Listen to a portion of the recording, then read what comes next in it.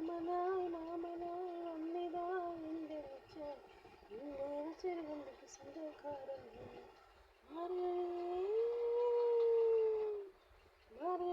മല്ലികയെ മന്ദാരപ്പൂയുരുവിയെ നിങ്ങളും പൂശുവാ വന്നിതാ എൻ്റെ അച്ഛൻ ഇന്നേ ചെറുകണ്ടിക്ക് സ്വന്തക്കാരൻ ആരമയിൽ പോലെ ഞാൻ പറന്നു വരാൻ